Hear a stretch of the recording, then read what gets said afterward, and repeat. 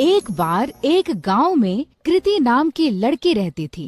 कृति गांव की ही एक कोठी में रहती थी, जहां कृति के बाबा गांव के सबसे बड़े जमींदार थे। लेकिन उसके पिता की जुआ खेलने की लत ने उसके पूरे परिवार और दौलत को बर्बाद कर दिया। कृति के परिवार में कोई नहीं था। असल में कृति के पापा ने एक बार जुआ खेलते समय अपना सब कुछ दांव पर लगा दिया और वो हार गए। जुए में हारने पर दौलत तो गई ही गई, साथ ही साथ कृति की माँ ने भी तंग आकर जहर खा लिया। कृति की माँ के बाद उसके पिता भी ज्यादा दिन नहीं जिए और ज्यादा शराब पीने से उनका लिवर फेल हो गया और उनकी मौत हो गई। अपने पिता की इस जुए की आदत का सबसे बड़ा शिकार बनी अनाथ कृति। उस बेचारी का क्या दोष था? अब ना ही उसका कोई ख्याल रखने वाला था और ना कोई रोटी देने वाला। पेट पालने के लिए मजबूरन कृति गांव के घरों में झाड़ू पोछा करती।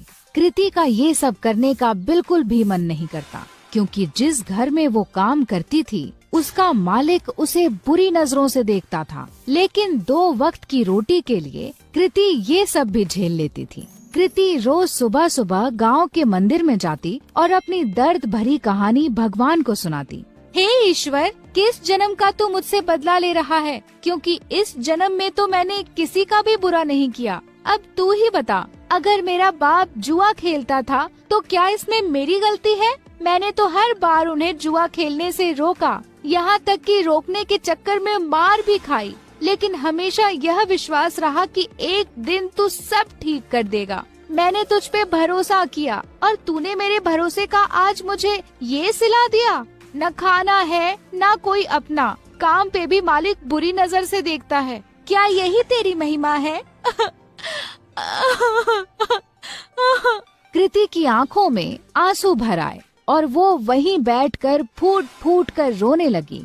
लेकिन कृति ने आंसू पोंछे और वहाँ से उठकर जाने लगी कि तभी उस मंदिर के बाहर एक बूढ़ा आदमी दिखा जो उसे घूर रहा था। कृति को लगा कि ऐसे ही कोई भिखारी होगा जो उसे रोता हुआ देखकर घूर रहा हो। कृति उस पर बिना ध्यान दिए वहाँ से तुरंत अपने घर चलती बनी। लेकिन अब तो उस बूढ़े आदमी की कृति को देखने की आदत पड़ गई थी। जब भी कृति मंदिर जाती और भगवान को अपनी आप बीती बताती, वो बूढ़ा वहीं खड़ा उसकी बातें सुनता और उसे घूरा करता, लेकिन कभी मंदिर के बाहर कृति का पीछा नहीं करता। कृति को लगा कि वो बेचारा भीख की आस में उसे देखा करता है। कृति के पास कोई बहुत ज्यादा पैसे नहीं थे, फिर भी वो दान पुण्य करने में बिल्कुल भी हिचकिचाती नहीं थी। एक दिन मंदिर के बाहर खड़ा वो बूढ़ा आदमी जब कृति को घूर रहा था, तो कृति भगवान के पास जाने की बजाय उस बूढ़े के पास गई। बाबा जी, अगर पैसे चाहिए तो बेहिचक मांग लिया करो, ऐसे किसी और को घूरोगे तो वो गलत मतलब निकालेगा। काश बेटा, तेरे जैसा साफ दिल भगवान ने सबको दिया होता। कुछ दे दे बेटा। कृति ने अपनी जेब से एक 10 का सिक्का निकाला और उस भिखारी के जेब में डाल दिया। बाबा जी, अभी इतने ही हैं, आगे जब ज्यादा कमाने लगूंगी तब ज्यादा दूंगी। अरे बेटा, सच्चे दिल से दिए गए 1 रुपए भी मैं खुशी खुशी रख लूं, फिर तेरे 10 रुपए तो लाखों के बराबर हैं। भगवान तेरा भला करे। ये कहकर वो भिखारी चला गया। किसी गरीब की मदद करके कृति को बहुत खुशी हो रही थी। कृति मंदिर में दर्शन करके फिर से अपने घर चली गई। उस दिन जब कृति अपने मालिक के घर काम करने गई, तो वहाँ पर उस दिन उसके मालिक के अलावा कोई नहीं था। क्या हुआ मालिक, आज घर पर मेम साहब नहीं है क्या? मेम साहब वो तो आज अपने मायके गई हुई हैं।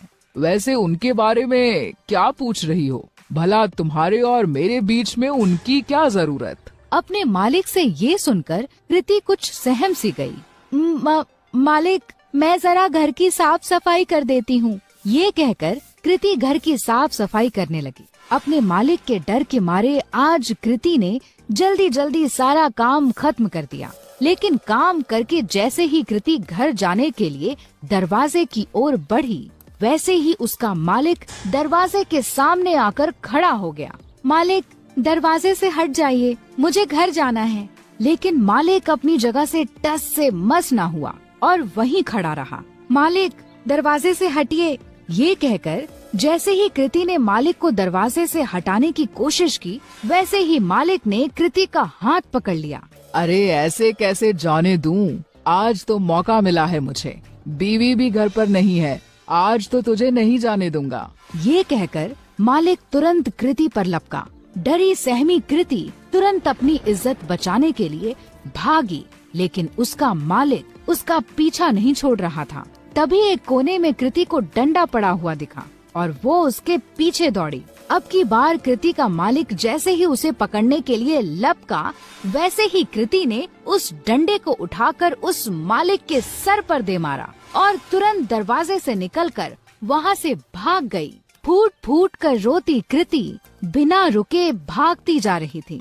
भागते भागते रात में कृति उस मंदिर पहुंची जहां वह रोज सुबह जाती थी। मंदिर में पहुंचते ही कृति भगवान की मूर्ति के चरणों में जा गिरी। हे ईश्वर, क्या मेरा पैदा होना ही गुनाह है जो तू मुझे इतनी बड़ी सजा दे रहा है?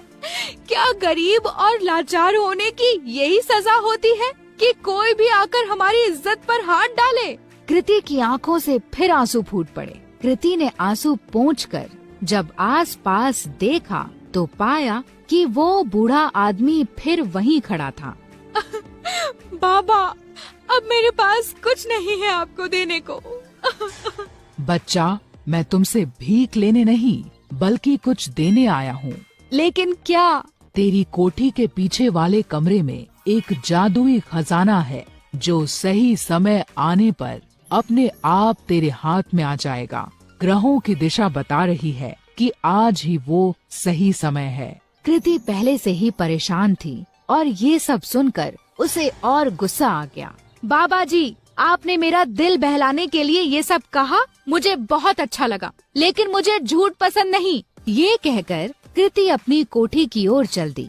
उसे बार बार ये डर सताए जा रहा था कि अगर उसका मालिक बेहोशी से उठ गया तो उसे जिंदा नहीं छोड़ेगा। वहीं दूसरी ओर उसके दिमाग में उस बूढ़े भिखारी की भी बात चल रही थी।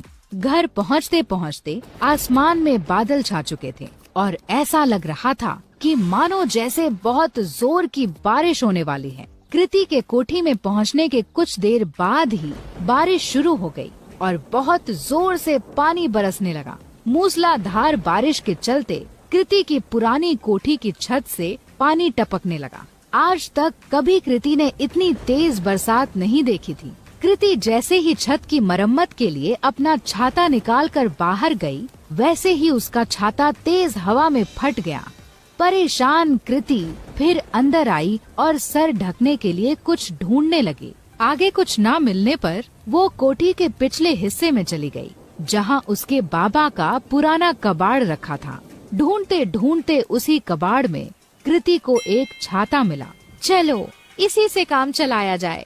ये कहकर कृति मरम्मत का सामान लेकर जैसे ही बारिश में बाहर निकली, बारिश की बूंदें पड़ते ही उस छाते से सोने के सिक्कों की बरसात होने लगी। कृति को ये सब देखकर अपनी आंखों पर विश्वास नहीं हुआ कि उस बूढ़े भिखारी की बात सच निकली। कृति उन सिक्कों को समेटकर अंदर कमरे में आ गई और उसने उन्हें गौर से देखा तो उन्हें सोने का पाया।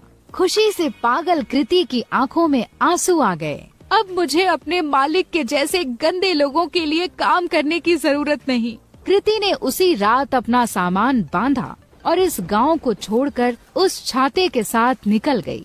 एक दूर बड़े शहर में जाकर उन सोने के सिक्कों को बेचकर कृति को खूब पैसे मिले, जिससे उसने एक घर, एक गाड़ी और अपनी सारी ख्वाहिशें पूरी कर ली।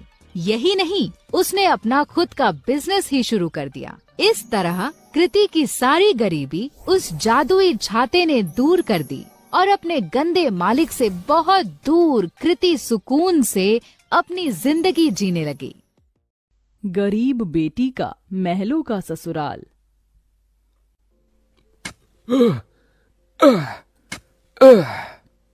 तपती धूप में वह गरीब किसान खेतों में फावड़ा चला रहा था। उसके माथे से तर तर पसीना बहे जा रहा था। तभी गंगा गमछा उठाकर पिता का पसीना पोंछती है। बाबा, आपके माथे से कितना पसीना बह रहा है? आप थक भी गए हैं, थोड़ी देर आराम कर लो, फावड़ा मुझे दो।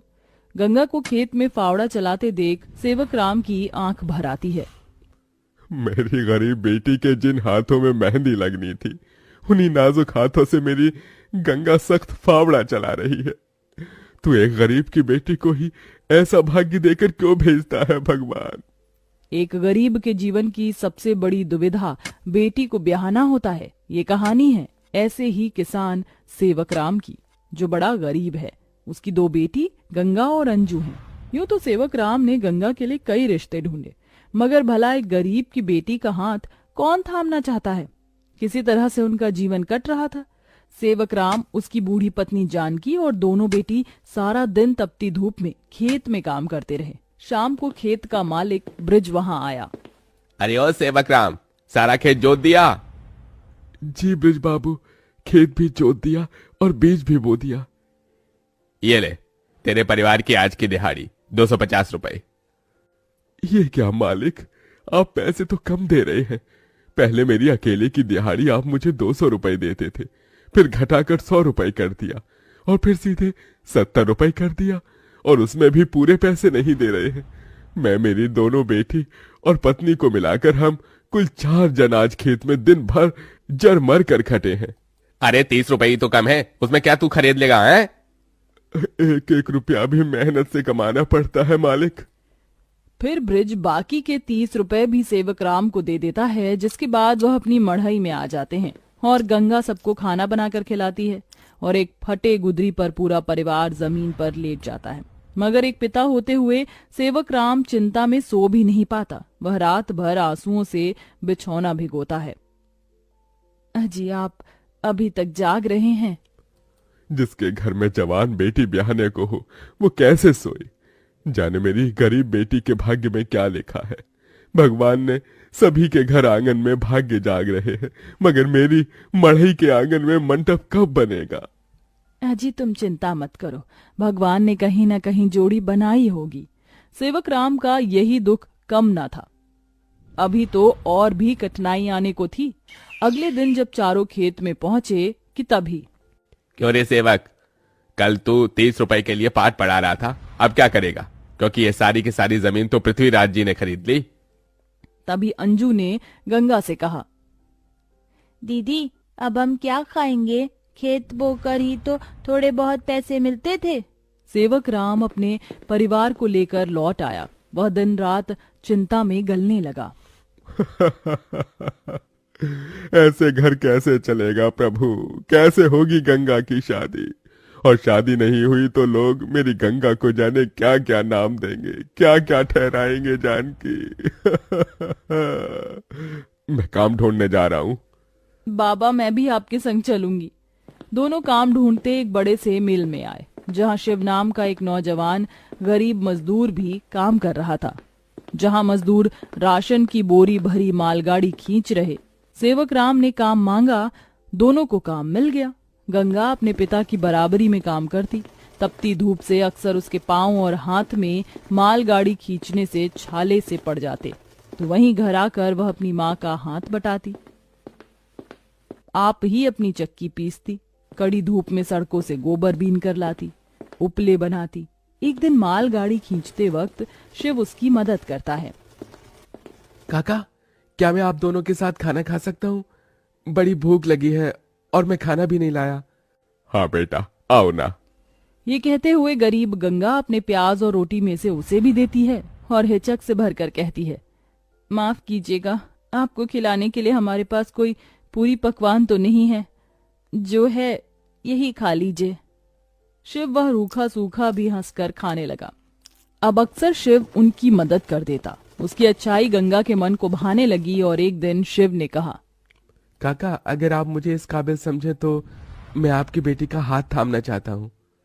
बेटा, मेरी गरीब बेटी को तुम जैसा मेहनती जीवन साथी मिलेगा। मुझे तुम पसंद हो बेटा। गरीब सेवक राम की दिली इच्छा तो थी कि गंगा को बड़ा और अच्छा घर द्वार मिले, मगर उसके मन में शिव को लेकर भी एक संतोष था। मगर सेवक राम ने जो कभी सोचा भी नहीं था, अगले दिन वो हुआ। कई बड़ी गाड़ियां लाइन से उसके चौखट पर आईं और शगुन से भरी थालियों के साथ शिव अपने परिवार के संग उनके घर आया। उनके महंगे कपड़े लत्ते देख एकदम महलों में रहने वालों से थे। शिव के संग उसके माता पिता पृथ्वीराज, वसुंधरा और बहन योगिता थी। अंजू ने उन्हें देख तपाक से बोला, अरे बाप रे, ये तो राजा महाराज जैसे लगते हैं। अजी आपने तो कहा था शिव गरीब घर का लड़का है। शिव बेटा, ये सब क्या है? यही मेरी सच्चाई है काका। माफ कीजिएगा, मैं मजदूर या गरीब नहीं था, बल्कि महलों का बेटा हूँ। मगर मुझे एक ऐसा जीवन साथी की खोज थी जो मेरा धन दौलत देखकर मुझे ना अपनाए, इसलिए मैं उसे ही ढूंढने के लिए ये जीवन जी रहा था। जिसने मुझे मेरी गरीबी के संग स्वीकारा वो गंगा थी, इसलिए मेरे महलों की दुल्हन गंगा होगी। गंगा बनोगी मेरे महलों की बहू और मेरे बेटे की दुल्हन। अपनी गरीब बेटी के लिए महलों से आया रिश्ता देखकर सेवक राम बड़ा रोया। भगवान, तूने मेरी फटी झोली में इतनी खुशियां डाल दी। मेरी बेटी महलों की दुल्हन बनेगी। हर बाप चाहता है कि वो अपनी बेटी का हाथ जिसके हाथ में दे वो उसे रानी बनाकर रखे। अब मेरी बेटी सचमुच में महलों की रानी बनेगी। समझे जी, मंगनी कर ले।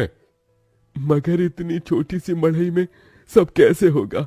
ये तो टूटी फूटी है, आप लोगों के खड़े होने लायक भी नहीं है। मगर इस मढ़ई में आप जितने दिलदार लोग रहते हैं तो ये महलों से बढ़कर है।